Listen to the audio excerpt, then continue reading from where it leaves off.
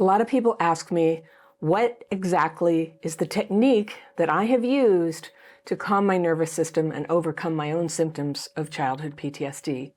And if you've watched my videos, you know it's what I call the daily practice. It's a very specific writing technique followed by a very simple meditation, and I do it twice a day.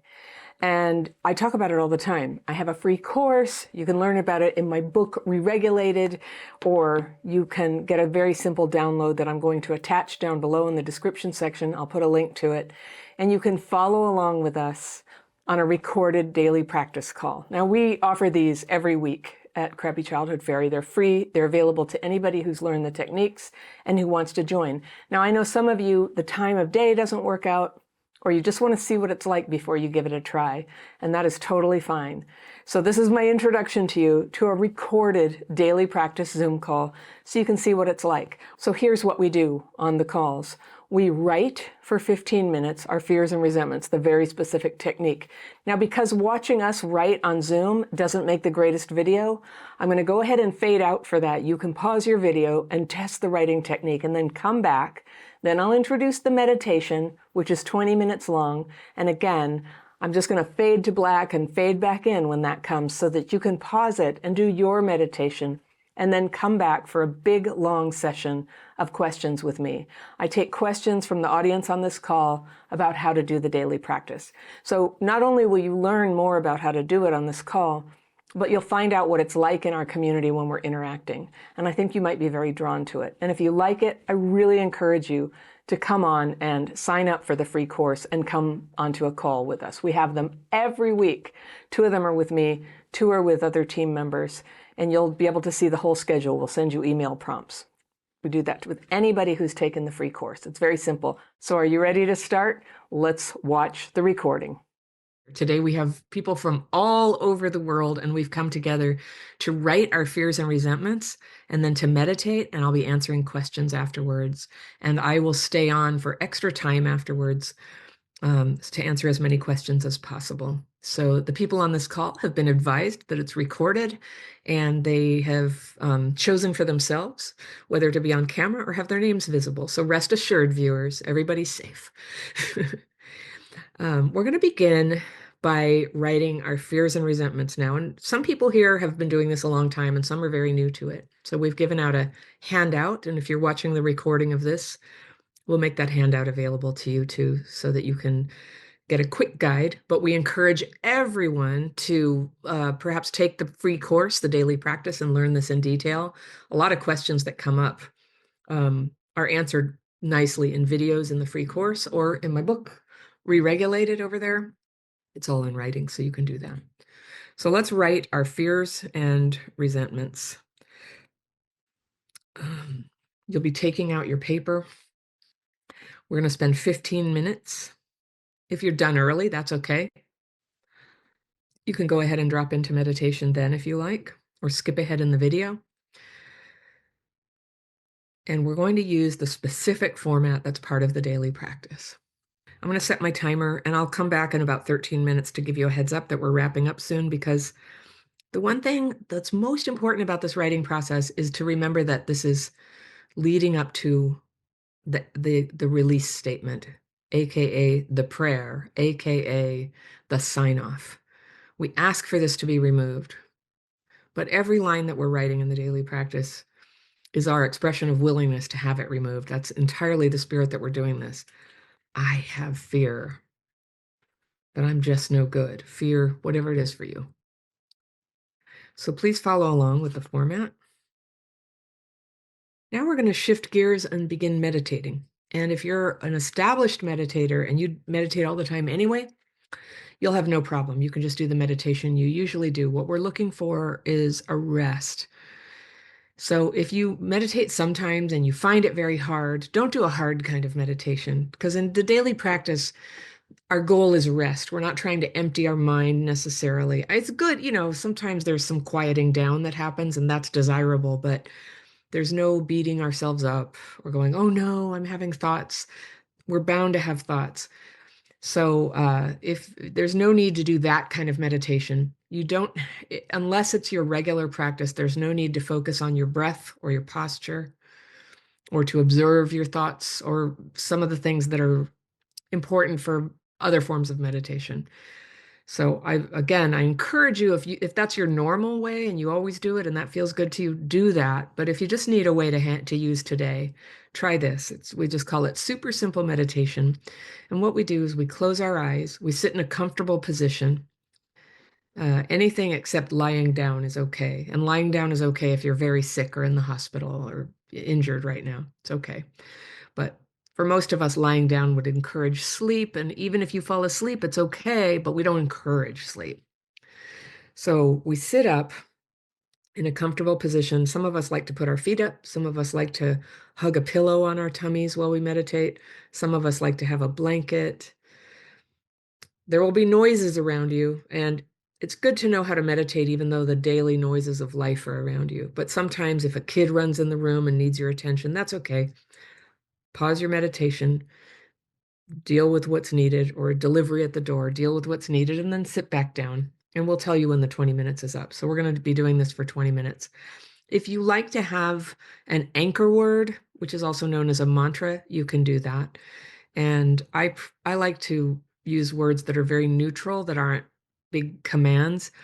Now, if you're religious, you could use a holy name, but that would probably be, or a word, but a big long passage of scripture might be a little complicated for resting. If you are in a tradition of meditation where you use a Sanskrit word, that's fine. We're looking for something that isn't a big verb, like save the world or be an amazing person or something like that. It's the opposite of rest. We're looking for a restful word. So if you just want a casual word, you could use okay or this, or my new favorite mantra is bleh. I'm always trying to explain what's the mantra. It's just something where you remind yourself that you're meditating. Bleh, bleh. And you're saying it silently to yourself at intervals, I don't know, a few seconds apart, 10 seconds apart. You might forget your mantra. That's okay. That's how it rolls. But it's just a little bit of a reminder, oh, I'm trying to meditate right now. Most of us who have trauma, our minds they get very busy sometimes when it's quiet. So don't worry about it if that happens. Just try to remember, okay, I'm resting my mind right now. Take a rest.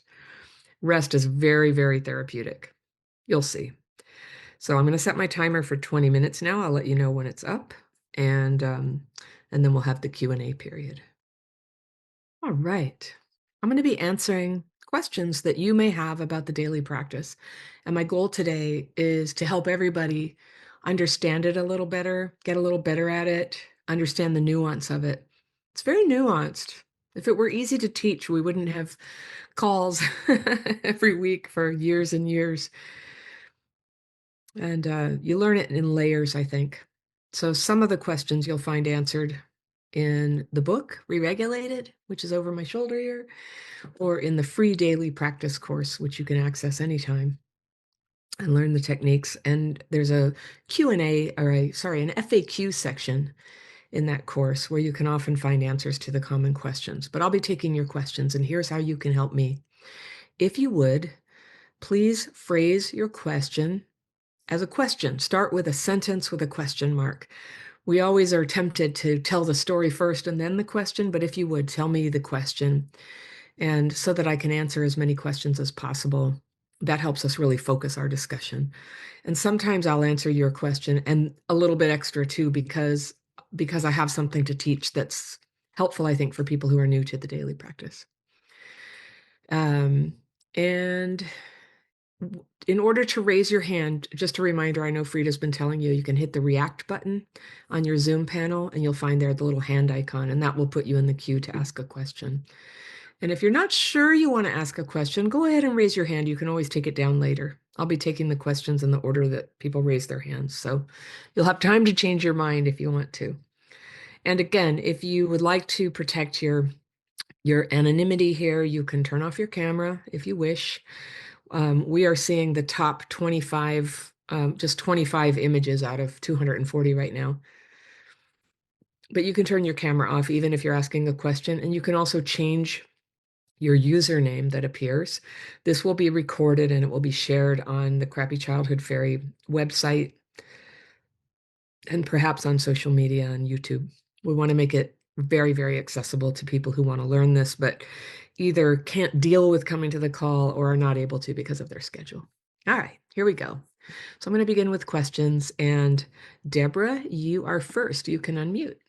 Yeah, hi, thank you. I first would like to thank you for this work and the work that you do, because ever since I found it, it's just been so enlightening and so helpful to me to realize that the trauma that I experienced as a child, I can help remedy.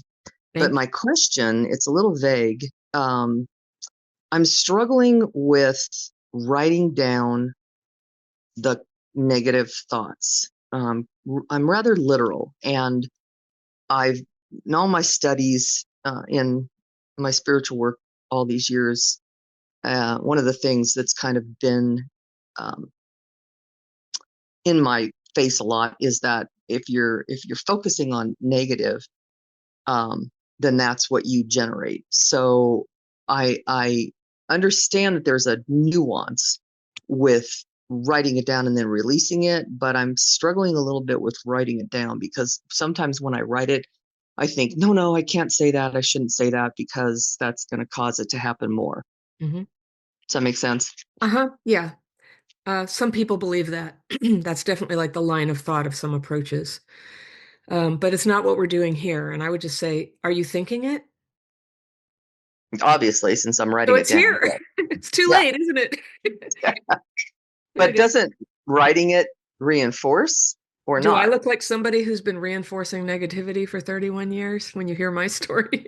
Good point. Good Yeah, point. I'm releasing it. And I think one of the things, there's a couple of things that people have bring differences to this. One, if you were conditioned to believe or you sincerely believe that you mustn't ever mention the fearful, resentful thoughts you're thinking. And so for a variety of reasons, people may believe that. And if you really believe that, don't do the daily practice, right? Don't do this. But here we are naming what that troubling thought or feeling is. We're naming it. We're not digging Hmm. around for stuff that's not already on our minds. Hmm. But to really like, let's just say that I don't know, there's negativity out there and you don't want it in your mind. If you're thinking it, it's too late. You're thinking it now. So Mm. we're naming it to get it out of our minds and onto the paper. And Okay. I often use the analogy of back in the days when somebody told you their phone number and you didn't just put it in each other's phones. And you'd say, what's your number? And they'd tell you, and you didn't have paper and you didn't have a pen, and you just sit there and have to like recite it to yourself 30 times until you could get a pen. That's what we're doing. We're just like blah, blah, blah, blah. I wake up in the morning and I'm just like fretting about things. So I sit Yeah. up, I get my paper, and I go, I have fear. I have too much to do. Fear I shouldn't have slept so late. Fear I never get enough sleep. So right away, whatever's troubling my mind is going onto the paper. What good is it for me to just go on and beat the dead horse if I didn't get enough sleep? It's like the day has started. Here we are. We have what we have. And so we get it on paper. We're making the best of our situation despite our troubling thoughts. For me, I'd say 80% of my troubling thoughts are not anything I really need to worry about. So Hmm. that's good.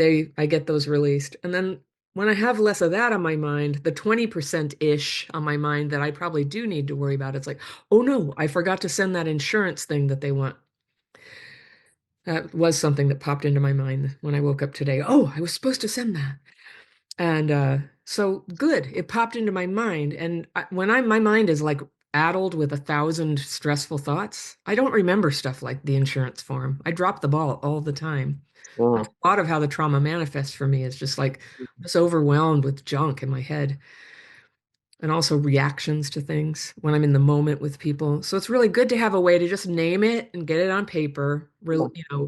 We're letting go of our hold on it, and it doesn't mean anything except that we're letting go of our hold. Now, I encourage people, you have to work within what you really think is true, what you really believe about reality. So do that. And if you can possibly manage to accept that, naming it and putting it on paper, and then we write this sign off that I want this removed, Yes. And then that does make a difference for yeah, me. yeah. Yeah. Yeah. And I have noticed that as I've done this more and more, the one particular item that I've really been focusing on has lessened the feeling of it, or the discomfort of it has diminished Hmm. somewhat. So I can tell in that regard that with doing the release and Hmm. then the meditation, that does seem to help. So I think I just need to get my head around the fact that I'm just jotting these down. I'm not reinforcing them. You're actually I'm releasing them. You're jotting them down. releasing them as you write. Your entire Oh, okay. intent, from the That's a moment good that thing. pen touches paper, you're like, take it. Here it is. This is the trouble. This is the trouble Oh, that's here. a good way to look This at is it. it. Thank It's you. not just like, oh, this thing we write at the end seems to help. It's like you are the sovereign queen of your consciousness here. And you're like, I am noting that I have these troubling thoughts and I don't want them. So here goes my pen. I have here, but Um, you're basically confessing this is what I've got. And people come to this from all types and levels of belief that there is any kind of a higher power or healing power who mhm, will take this from us. But I think I'm a God person myself. I find me it so too. helpful to just like, I just go with it. I'm just like, God, take it from me. I don't want it.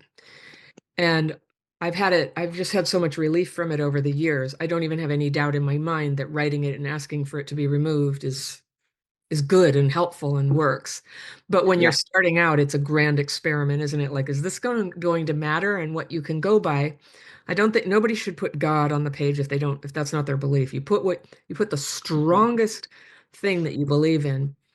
And for people who really think that the strongest thing they've got is themselves, I'm a little sad about that. That's like such a helpless position. But if that's all you've got, then release it. Yeah. No. But personally, I am no good at releasing. I'm like a little bulldog. I'm like, I'm not releasing that. I was wrong. They were awful to me. How could I possibly be happy today? You know, like my mind is so convinced of this. And so I just sort of always encourage people, just go to the strongest thing you can imagine of a power that heals you, reminding everyone.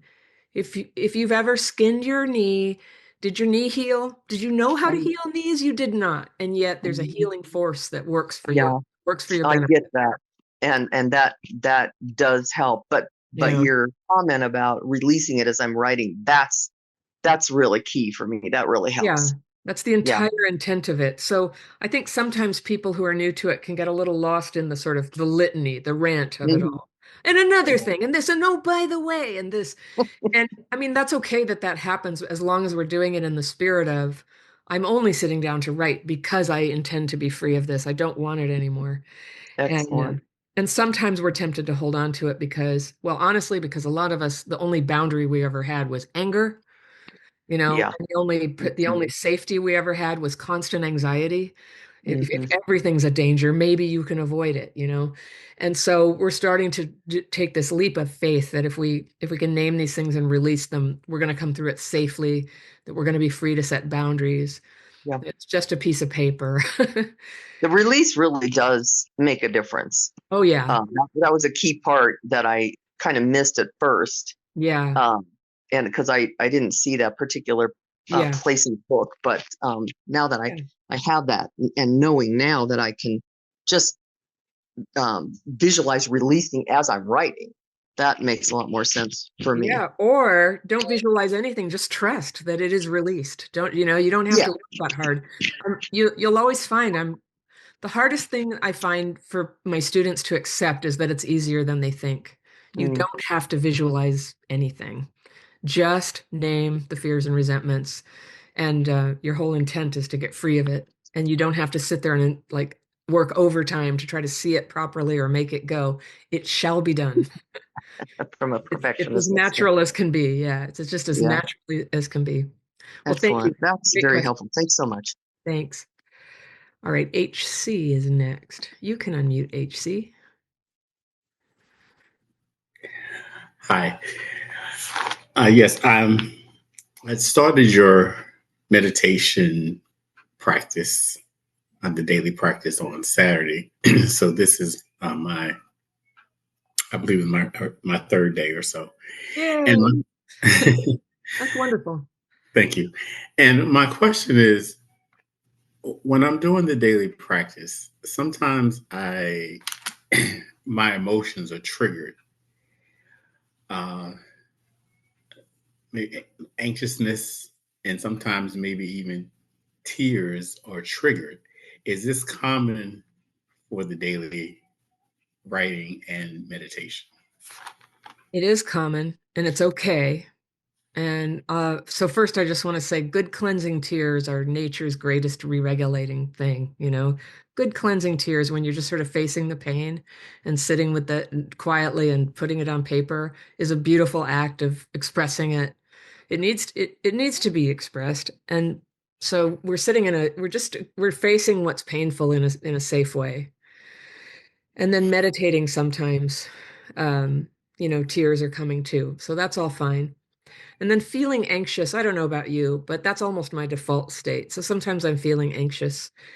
If I've got a lot on my mind when I'm trying to meditate, it might be time to write a little more.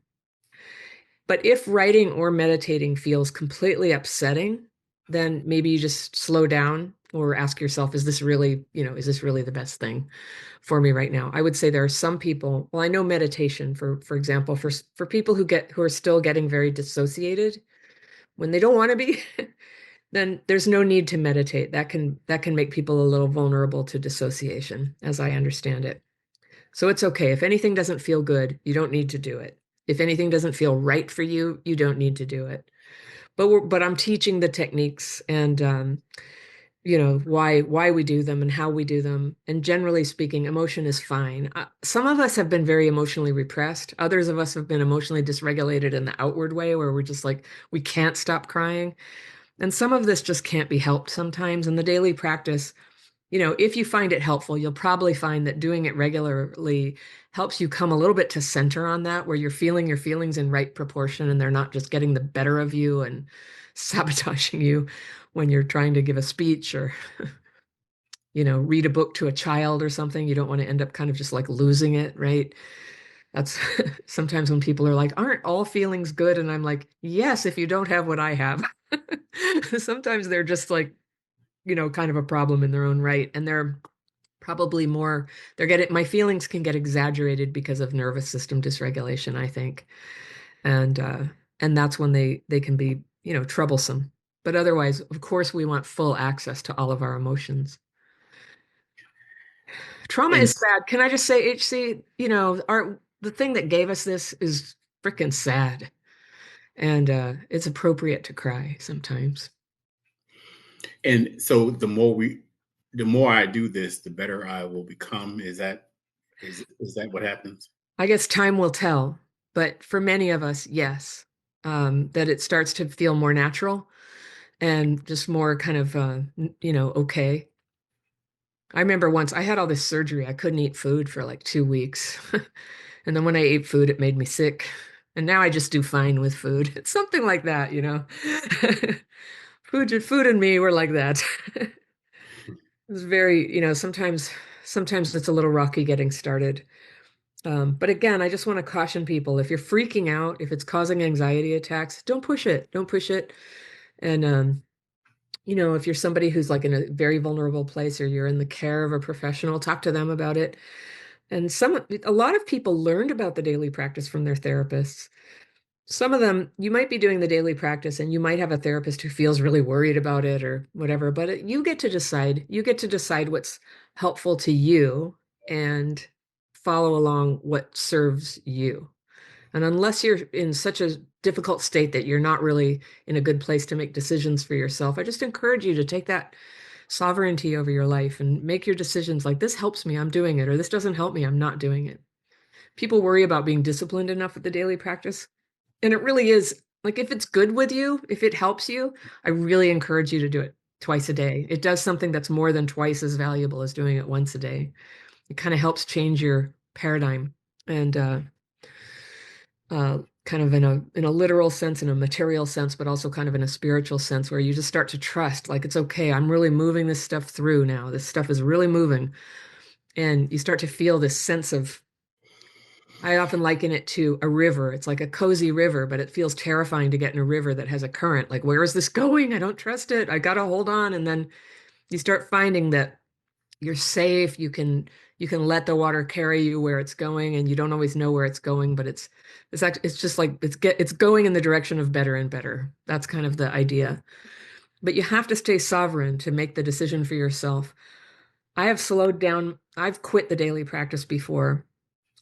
And never because it was harmful for me. I actually was scared it was harmful. It never was, but one thing that it did for me is it created a real difference between me and some of the people I used to hang around with or date. And it creates disharmony because I'm getting free of all this stuff and I'm hanging out with people who like really believe in all their fears and resentments and want them and want to talk about them and I'm starting to go in another direction, and it's very seductive to sort of let go of your daily practice where you're getting free and come back so you don't lose these people who just want to like process feelings all night. I don't mean to make fun of it. That's the downside of it.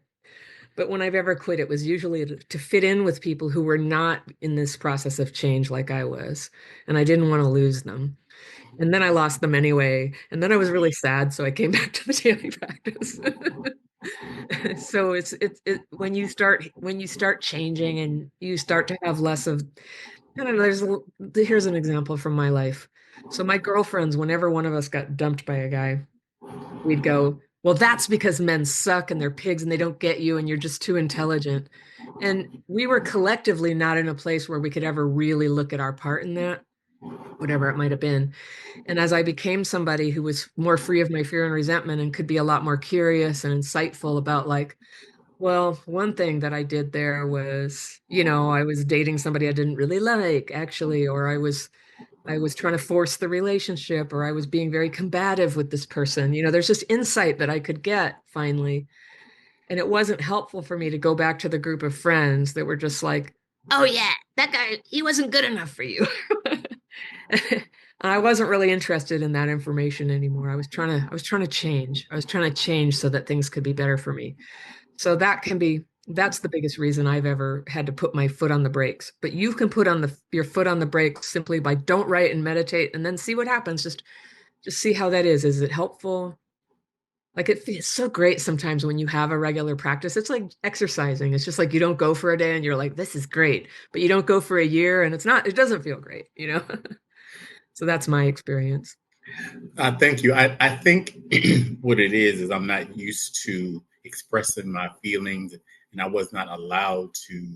Yes. I wasn't allowed to express my feelings. Yes. I think that is that's very helpful. So thank you. Yeah. You think of that. What's that story? Is it the little Dutch boy with his finger on the dam? There's like a little hole, got his finger in it, and the dam's like with all this water.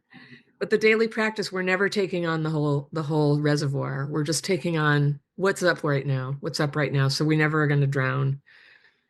We can stop, we can slow down, we can do a little more, a little less. We're just taking on what's on the top surface. And you know what sometimes is on the top surface? I need a nap. And then you meditate and you're like, "Zzz," and you're good. Like, what could be more re-regulating than a nap?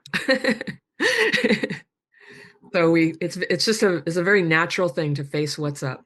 And then if you have 30 bad things that happen to you that you could dig out, don't dig them out right now. Just only if they're on your mind. They'll come up eventually if you do this every day. You'll get to all of it. You don't have to rush it. You don't have to be thorough. You don't have to be scientific. You don't have to do a comprehensive list. Sometimes I like to do that, but it's not the daily practice to do so. We just take it as it comes. It's a little more sustainable that way, I think. And then don't forget to meditate, everyone, because if you're writing, I've never seen anybody write every day and last longer than a month without also meditating. After a while, you really got to meditate. There's something about it that's fatiguing and your mind has to shut it down. This is not scientific evidence. It's anecdotal from years of working with other people. Like to make it last, you're going to need the meditation. It doesn't feel like it's so exhausting, but for some reason it is. It's fatiguing you in a way that you have to shut it down if you can't rest your mind afterwards. Thank you, HC. You're welcome. All right, Lou is next. Hello, Lou. You can unmute. Hi, Anna. Hi. Hello, everyone. My question is there a list of words, feeling words that can be used when doing the DP? And I can put that question in a context that happened to be in yesterday's DP class. Is that okay? You can, but the answer is a categorical no way. Okay. change What, what you want to ask.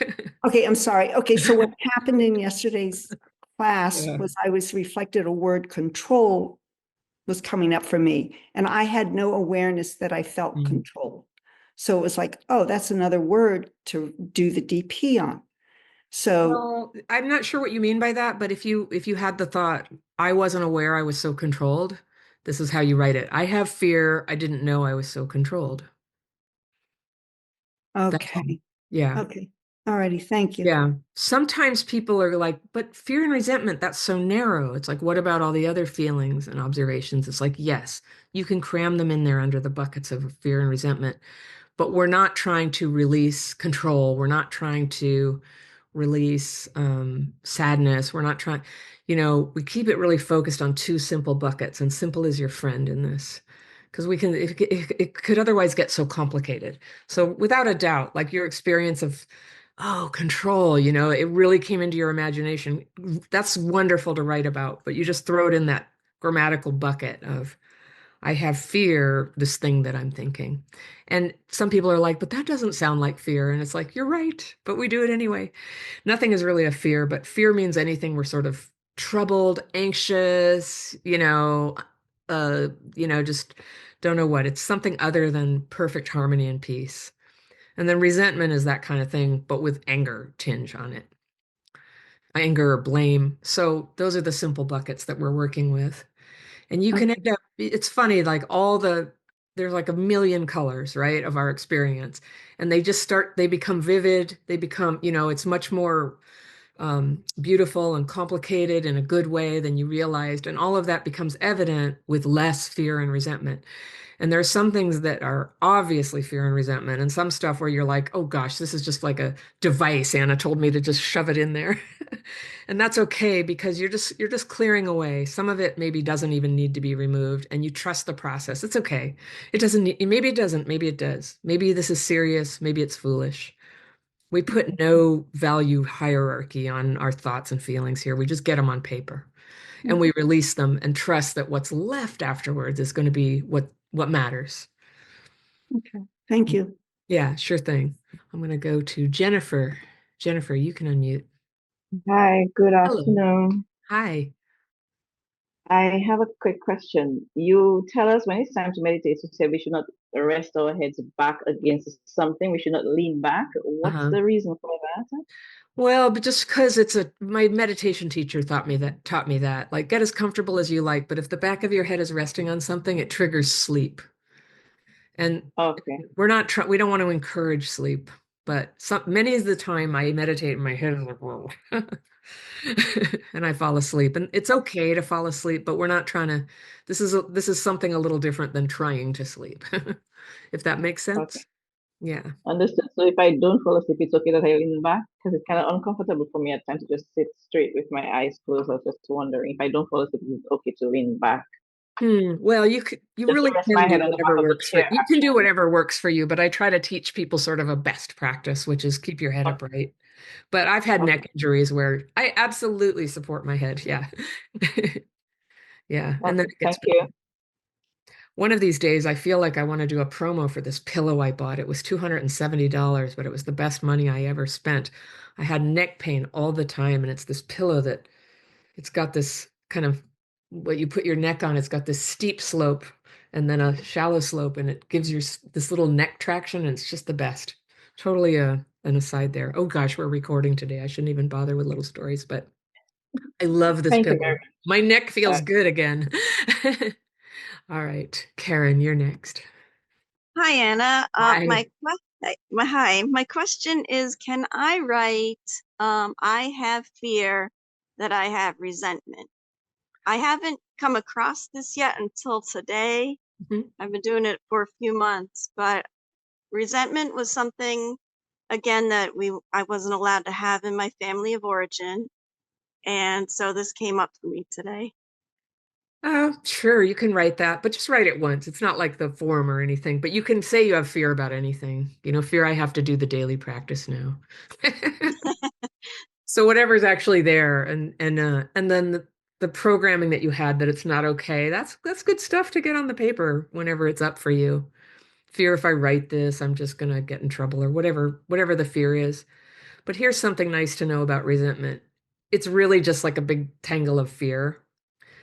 So we do treat it separately because there's this extra thing going on where we're locating the problem in the control. I know I don't want to psychologize it that much, but I'll tell you about a common scenario is when I'm resentful at somebody, I'm blaming them for a lot of stuff, and my blame is like it's got this force field around it that I can't really see straight.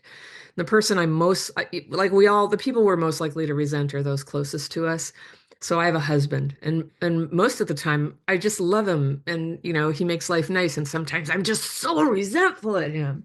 I'm just so resentful. I'll give you a petty thing today. We have this coffee thing. It's a Keurig where it has refillable stainless steel little coffee cups, right? And we just got this at Christmas and we love it. And whenever I make a coffee, I make sure we have two of those little stainless steel ones, and I make sure there's one clean for him, but he doesn't always make sure there's one clean for me. And I can really spin out over this. And on my mind, well, just, especially because I get the coffee before I've written, I go upstairs and then start writing again. And so I get my cup of coffee. I'm like, he made himself a coffee and he just left me with two dirty cups. And then I go back to my paper. I'm just like, I'm resentful at him because I have fear. He's selfish, fear he doesn't care, fear I have to do everything around here. That is always like, I wake up like that every day and then I get the fear out. But the little thing about the cup, like, if you think about it, if I had to clean out that cup every time, it wouldn't be the end of the world. And it's a little thing. So a few times I've said, hey, I've used my nicest little nice girl voice. Would you mind just like always making sure the next one is clean for me? And he goes, oh, yeah, sure. And then he forgets. The problems I have, I tell you, the problems I have. I have to dump out the wet coffee. I have to rinse it all by myself again. So anyway, anybody who has other people in your life, you know how it is. Like you win some, you lose some. And so I recently wrote about it enough times and complained about it enough times that I just sort of gave up. And I was just like, yeah, I'm pretty much going to have to like clean this thing, 9 out of 10 times to have a cup of coffee, whatever. And I don't care. And then I've saved my battles for when I just really need to stand up for myself. And so the resentment can be so petty. So I don't have fear I have resentment. It's like, there it is. I blame him. But it's interesting how the little matter of the little Keurig cup um, can turn my whole world into a great big like victim story, about how nobody cares about me at all. Because there's a whole like residue of my childhood there that's just kind of there ready to activate because I latched on to some little problem of today that reinforces that for me. So the paper is always how I unreinforce it. I just keep releasing it and then pick my battles and pick my battles. The latest battle is, why are there 30 dirty socks in the hall closet where we hang our coats? Who did that? Who did that? No one will admit it. I'm so resentful. Like all the coats smell like feet now, and they don't smell like my feet, everyone, like and then, I have things that appear more significant than that to me, but the principle is the same. I can't really do my best when I'm, just kind of stuck under this idea that nobody cares, because the hall closet is another idea like that nobody cares, and I never get fairness, and I have to do everything around here. And you heard about the bacon I found in the silverware drawer? It was like 3 months old. Like, what is in here? Damn it, you people! I do have to do everything. So anyway, and then other times I've done my daily practice and I'm just so grateful I have a family. My God, I thought I never would. I was just like alone in the world so much of my life, and now I have people around and all the ups and downs that go with that. So I'm much happier when I'm in that state of gratitude about things. But with the daily practice, I don't have to force it. I don't have to force it. I don't have to I have made gratitude lists before, and I think they're a good thing to do sometimes, but I don't have to anymore, because when I don't have the fear and resentment, when I've done a good written, fear and resentment and then meditated, it just bubbles up. I just find myself feeling grateful much of the time, not every time. I have bad days. I have bad hours. And another thing is I don't have to accept things. There's that idea. And when I was in 12-step recovery for the families of alcoholics, there was this idea a lot of like, we learn acceptance. And I would really struggle with that. It's like, but I don't want to accept shit. And my friend, she said, the one who showed me the daily practice, she said, oh, you don't have to accept shit. And I love that phrase. If you forgive my French, sorry, French people. If you forgive my cursing, it has that double entendre of like, you don't have to accept shit. You don't have to accept jack shit. You don't have to accept anything. You don't have to. It comes naturally, though, an easy acceptance of reality as it is, that there are dirty socks in the coat closet and I'll take them out, and there's bacon in the silverware drawer and there's coffee in the Keurig cup. It's like, all right, I accept these. This is my life. This is the conditions of my day. And also I have food and a roof and this lovely man in there. He's working. He's watching all these videos to learn how to improve some stuff about the crappy childhood fairy business end of things. I'm like, oh yeah, so happy about that. And we have some friends visiting, and so I'm not so bogged down. I hated that about the past for me, as I thought that it was really happening. I thought everything was bad, but not everything was bad. And I started to clean up the mess from stuff that wasn't working for me, and especially the parts where I had some role to play in it. I learned to love discovering that. And coming out of the daily practice was often when I could see it. Because when I'm full of fear, Okay. when you have trauma, you know how it's a existential threat? It feels like you'll die sometimes if someone criticizes you. So now I'm a little better at that, where it doesn't kill me, and I can listen to it on my front porch, my figurative front porch. I don't take it inside. I just, like, somebody has a criticism and I listen to it, like in the YouTube comments. I listen to that criticism and I'm like, okay, yeah, I'm a stupid idiot. All right, I think I'll leave that on the front porch and go and or I can sometimes really learn something. And my son told me something the other day, and he said, "You're very confusing." And then he was upset with me, so he said, "And everyone knows it. You think you made yourself clear what you want everybody to do, but it's not clear, and nobody knows what to do, and they feel frustrated and they think you're going to be mad at them." And I heard it, my eyes got big, and I was like, "I hear you. You're right. I get it. Okay, thank you." I'll try to be clearer. And so these are the little blessings of life that make all the difference on whether you can have people in your life or not. Can you tell the difference between somebody just lashing out at you and somebody telling you something that would be good for you to take in and consider? Like, I never had that before. And that's what the daily practice has helped me with, because when something upsets me, and I did have to write about things my son and I talked about in that conversation. I did have to write about it. And I was resentful at him too about some other stuff, and we talked about it. But because I can write about it, I can take that golden, the thing that's left, the wheat, that the wheat and the chaff we talk about in here sometimes. The chaff is the part of the wheat plant that we don't eat. The wheat is the part we do eat, if you can eat wheat. But you know what I mean. And so, you thresh the wheat to start getting rid of all the chaff. You don't eat the chaff and you don't put it in the bread. It's nasty.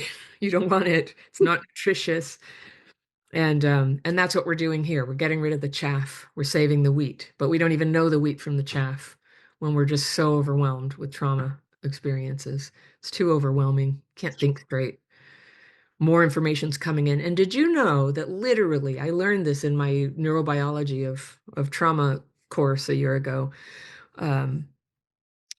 Those having traumatic experiences like abuse and neglect in childhood actually can impair your brain's ability to process, to move through the cycle of live experience that calls for adrenaline and cortisol to cope with it, to memory that's not all charged, that's processing, that we actually have an injury to that ability. It's impaired. And so sometimes it needs a little boost. And I was like, that's why this is so helpful for me. When I can name my fears and resentments, the stuff that charges up with adrenaline and cortisol for me, when I can name it and ask for it to be removed, it helps me to process it. So I think of sometimes my mind and nervous system as a rusty old factory. It's a little slow, some of the wheels are jammed and there's this conveyor belt of my experiences, and it's like, You know, I'm like, go daily practice. She goes, you got it. There you go. I'm just not very good at it all the time. But I've noticed from doing the daily practice for a long time, I'm better at it. But still, there's an impairment. I can tell. I can just tell. There's an impairment. And that's so it goes. Those, some injuries are like an amputation, some are a scrape, some can never heal and we need a workaround, and some will heal up just fine without you having to do anything about it. So we learn to tell the difference and we learn to have workarounds, and then we can write our resentment that we have to have a workaround. But sometimes we do. Some rules, some guidelines. Kleenex everywhere I go in case I cry. Paper everywhere I go. This is one of these, by the way. You can get these very cheap in bulk. This size fits in your purse. And then there's even littler ones if you prefer to keep it in a rear pocket or something, those little ones, little spiral notebooks. So you always have something to write on. And then in the spirals, you can fit the right size pen or pencil, and you've always got it. And that's that's like my flak jacket. I could go anywhere, just about. Well, thank you for that. Great, thank you. All right, that was Karen. And now it's Cindy. Hello, Cindy. I've had the pleasure of meeting Cindy in person before. Hi. Hi, Anna. Can Hi. you can you hear me? Yeah. Great. Okay, good. All right. So I wrote down what I want to say so that I don't get off track. So I'll lead with my question. And yes, part of what I was going to say was I had the pleasure of meeting you in person as well. Yeah. So that About a was year part ago. of what I wrote down. So yes, so thank you for acknowledging that and remembering me. I appreciate it. Yeah. I have a great picture of you and I from the retreat last year. And every time I look at it, I just smile. We both are like big smiles, and it was just we had just come out of one of your really great sessions. Anyway, Yeah. okay, my question is how long have you ever been in a dysregulated state? Months, years, days, and then I'll continue with what I was going to say. For me, I didn't realize how dysregulated I had gotten with the 3.5-year relationship with my now ex until the very traumatic way he had ended the relationship. And I didn't know that I was in this constant state of dysregulation for almost 3.5 years of that relationship until the very traumatic way that he ended it. And then it brought everything up full center front, the trauma. And I was like, whoa, because I didn't even have the words about dysregulation, re-regulation, childhood PTSD. So a year later, I can honestly say I can finally feel my nervous system calming down and returning back to normal. Okay. It literally this month marks a year from all that sort of trauma for me, and this year anniversary. And it was Easter of this year. So, and I'm just so grateful that I found you when I did, because I didn't, like I said, I didn't have the words for dysregulation, regulated, or even childhood PTSD, even though these thoughts and feelings swirled around my head like for years and years. And then I kind of went down this Anna rabbit hole, like when I was in this, like, again, early trauma, and I would just be listening to you and your videos and your YouTube videos, like sometimes 3, 4, 5 times a day, and doing the daily practice. And so, and I finally, again, like got this, like, you can just take a big exhale, right?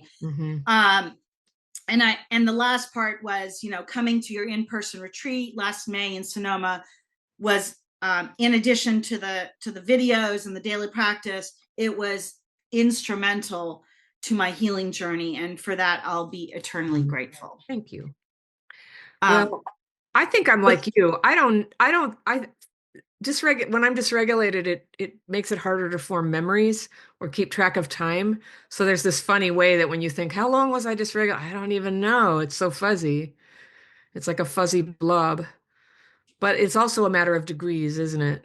And every once in a while, you have a really clear day or a clear hour, and you're like, ah, this is what it's like. I can see clearly now. That's such a good song, isn't it? I can see clearly. That's like our song. Yeah, that's a good thing. So it's like we're making progress as we can, but I don't think the dysregulation is like a full 100% or 0% thing. It's a little going on all the time. And some days I'll have a poor focus or something, or I feel tired, but there's no explanation. Things are a little off. And a lot dysregulation is also, we can't feel most of it. Dysregulation is when a child goes into puberty 2 years too early because she's been through too much. That's dysregulation of her endocrine system, and it's part of the trauma. There's so many ways that it manifests. So I'm sort of agnostic and open-minded about what is dysregulation and what is not. And then I savor the experience of feeling like my awareness and my body are kind of, unified in that moment. And I feel myself in the presence of the space that I'm in and not time traveling or spaced out. It's kind of a good feeling. But I'm not one of those people who's like, we have to be here now at all times. It's like, oh no, I love to like imagine and grumble and all those things, just like I like to I say, oh, I'm time traveling. I do forget what day it is, and that's dysregulation. It's not necessarily a problem, but I'll be thinking so much about Thursday that I forget that it's Tuesday. And so all of that stuff you could call dysregulation. Or what time of day is it? Like, really? Is it noon already? Like you could count everything as dysregulation. So it's a matter of degrees. But I think the sign that you're regulated enough is first that you feel willing to go on another day. Okay. There's like blessing number one. You feel willing to go on. And when you begin to start having a little agency, you start to feel like, when I feel like crap, I know what to do, and it makes a difference. Now that's like some pretty good substantial healing. It doesn't mean you feel good all the time, but you know the drill. You know what to do. You have your tools. And then some days you're like, I know that I should like go outside and move my body and eat some protein, but I'm not going to. And it's like, fine, that's your agency too. You don't have to. You can just sit there and be frozen for a while. I mean, being frozen is kind of a delicious escape now and then, you know. And then after a while it gets to be tedious and makes you feel terrible. And so we move on. And so that natural impulse to get going again starts to activate before things really get out of hand. Like if any of you have ever had problems with underfunctioning, where you're missing deadlines, you're really disappointing people, you're jeopardizing your ability to support yourself financially, you're ruining relationships. Well, most of us have been there at times. That thing of like, I know what I should do, but I just can't. I just can't right now, and I can't even explain it. So, there's a word in old philosophy about this. It's called acedia, when you know the right thing, but you just lack the power to do it. And that's why in the sign off, which I borrowed from 12-step people, it says, I pray only for knowledge of what, excuse me, of your will for us, or what I should do next, and the power to carry it out. You want both. And in the secular version, what do we say? We say, I want to know my right next steps, and then I want to have the strength and clarity to do it. It's two separate things, or else none of us would ever have cavities. We know we should take care of our teeth, but there have been times, right? And so it's okay. It's okay that some days are a little bit dysregulated and others are not. And we're always just sort of working on it, and we're facing it, and we're dealing with it. I don't know about you, but even knowing dysregulation is a thing, and for anybody who's new here, we do talk about dysregulation here. My book, Re-Regulated, is about it. But it turns out that our nervous system glitches a lot as a response to trauma. And if it happened when you were early, you could it's sort of like patterned in there of these glitches where it's not quite functioning properly. It's not quite helping you have your immune system at tip top. It's not quite helping you have your attention at tip top. We space out, we get clumsy. Or we get emotionally dysregulated, where emotions come out way too strong and we damage relationships or make impulsive decisions. And then other times, often after a big outburst of emotion, it goes flat. And then we're like, I don't care about you. I don't care about anybody. I don't care what happens. Well, that's not honest either, but it's like what the dysregulation, it's talking, it's doing the talking. So we're doing this practice because it does seem to help us stay more regulated and helps us come out of whatever the, dysregulation is a nervous system state. Something triggers it. The word trigger can mean many things to many people, but in this sense, we mean it's a stimulus that makes you get all dysregulated, just like, well, I've just kind of lost it. And I get that sometimes about criticism. I still can get very dysregulated over criticism. And I've chosen this ridiculous job of putting videos on YouTube as my job. And then people comment and they say really mean things. And every once in a while, it just really dysregulates me. I'm like, oh, darn it. But I read all the comments every day, believe it or not. And occasionally they're mean. And it's just so not worth getting dysregulated over. So I get a lot of practice, and it's really helped me in the rest of my life to take criticism on the front porch and listen to what I want to listen to and learn what I want and take things less personally. Whereas 30 years ago, when I was first getting started, literally, I could end up feeling like I couldn't go on in life because somebody said something that hurt my feelings. And then I try to remember, like a lot of people, perhaps even on this call, are in that place right now where if something feels offensive or hurtful to you, it feels literally threatening to your nervous system. And it's just your nervous system can overcome that, but it takes practice. And the moment we make a decision that we would rather work on that and strengthen our nervous system than continue to be really invested in the story, the helplessness, the feeling of helplessness. I'll give you an example in the YouTube comments. If I make a video about like, here's how you can set a boundary with your family, the abusive family when you go home and visit, and somebody will say, when will you just admit, that nobody should be allowed to have children? I get really triggered by that comment, honestly. Nobody should be allowed to have children. I lashed out at somebody and I said, oh, so like government orphanages, is that the plan? I said, I've already thought through, well, what would be the alternative to letting people have children? It would be like, Hunger Games? I don't know. Like sometimes you just can't control everything. So anyway, I got really triggered by that. And then it ruined 10 minutes until I just have to write a few lines sometimes. Get it written out, stop reacting, and stay focused and stay on my task and save my good fierce energy for when it really matters and makes a difference. And just like all I have to do is I could delete a comment if I don't want it there. I don't like people saying hateful or insulting things on the channel. I don't want to have a lot of discussion. I don't want anybody else to get triggered by it. So I curate that. And then I forget, and then in real life, you can't do that. Just like, Nick, I don't like what you said. So life isn't like that. So we have the daily practice. So Right. that answers your question, Cindy? Yeah, it did. I just didn't know if there was, it really did. But I didn't know if there was times like in your life when you were like in this high traumatic state that like it just kind of felt like days or years or months.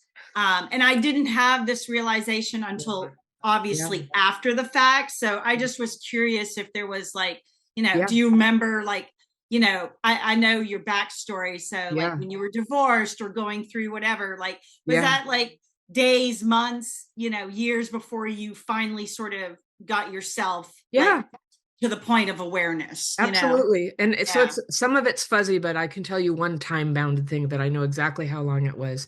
But probably the most traumatic, acute incident that ever happened to me was somebody I dated took his life and he made it so I found him. I don't want to talk about it. It triggers everybody. But that happened. And I hadn't been to a therapist in a long time because I already felt like it. I was already well on my way in the daily practice, but it was something so terrible. I went and talked about it. And I was getting worse, as I always used to in talk therapy. And I finally got online. I'm like, what do you do when this is happening? Because I had to drive past the house where I found him and all the time, to get home. And I would go into a whole adrenal overdrive thing in it. And I had stopped writing when I met this person, which kind of explains how I ended up in that situation. But for 18 months exactly, I was looping and looping and looping and looping and looping and looping. And I was so stressed and I was never present and I was crying every single day of my life. And I was alone. I pushed everybody away. I mean, when you have a stupid relationship, you have to kind of avoid people anyway. So that was my terrible alone years. And I would talk about what happened and talk about how I found him and talk about it and talk about it. And then I just looked online and it said, when you've had a traumatic experience, you probably have PTSD. I was like, right, that would be what that is. And what can you do? It was like, go exercise, go get your heart rate up for 45 minutes. And so I went and ran around this park, you know, in my sort of tired, weepy way. And then I'd walk and I ran. Then I cried and then I drank some water and then I was like, ugh. Doggone it. I felt better. Like I felt so much better. And I was like, why didn't she say this? Why didn't anybody tell me this? And there's so much more knowledge now. That was 2006. Here we are, 2025. Yes, when you're freaking out and looping, go move your body. It's like really great. First line of defense. And different people have different abilities, you know, but if you can move and if you can do it outside, it's excellent. And then if you're up for other people, doing those things with other people can be great. Doing things in sync with other people can be great. And then writing about it. Writing about it would be good. Once I felt better from running, I also looked, it said, don't drink alcohol or eat sugar so much. And I've never been a big drinker, but when I drank alcohol, it's like I had to admit, I would just cry. I was terrible. I was like, oh God. I was just like, oh, it was just like all right there at the surface. And I'm like, why do I do this to myself? And so I can have a drink and not cry now because there's not this huge well of sadness underneath the surface. But whatever's under the surface will be a little stronger.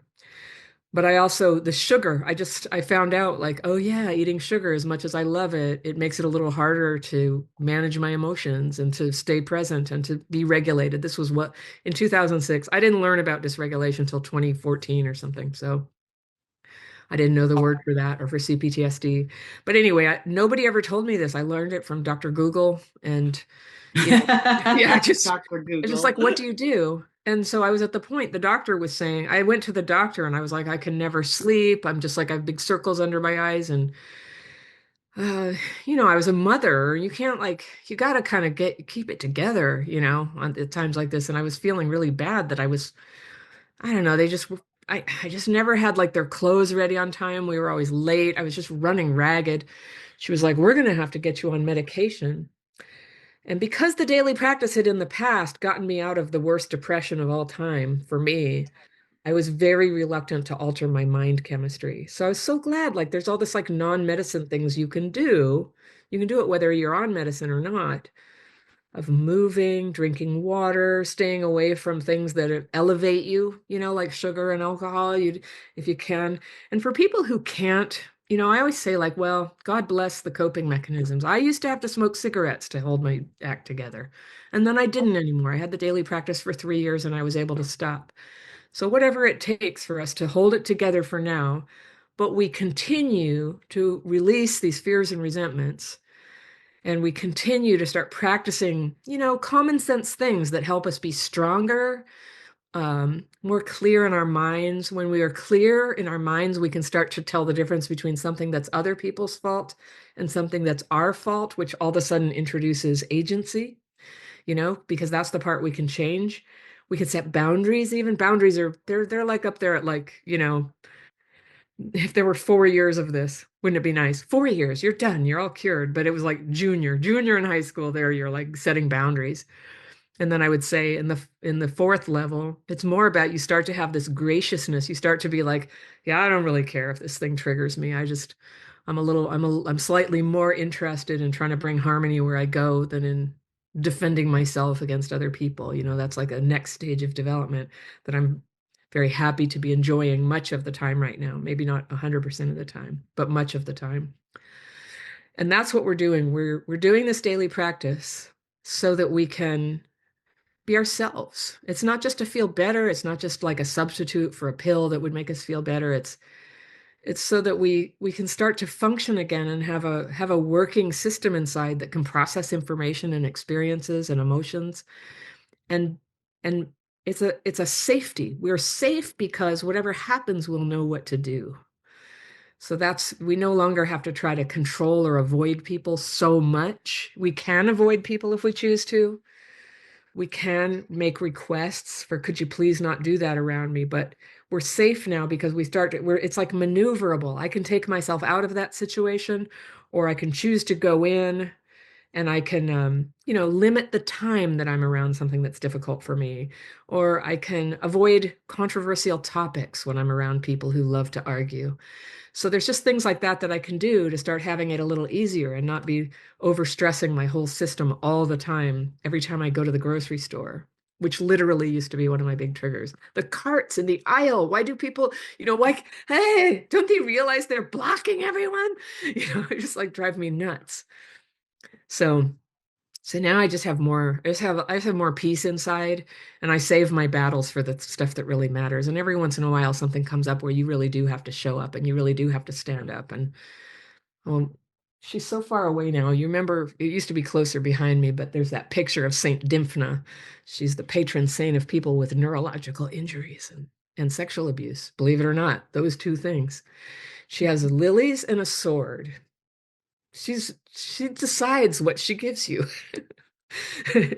She gives you a big bunch of lilies, or she defends herself, and she'll fight you. She'll fight you. She won't let you hurt her. So I think she's a good patron saint for us.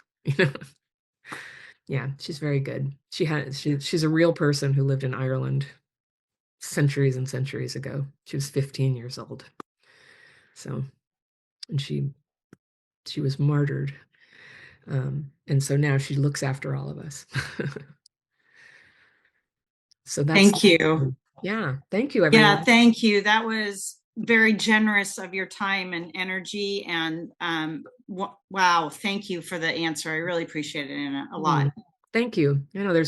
I love these calls. We always get into a lot of depth, and we don't get to as many questions as we could, but it's learning this involves stories and real experiences, and it's a pleasure to meet with you. We're at the top of our hour.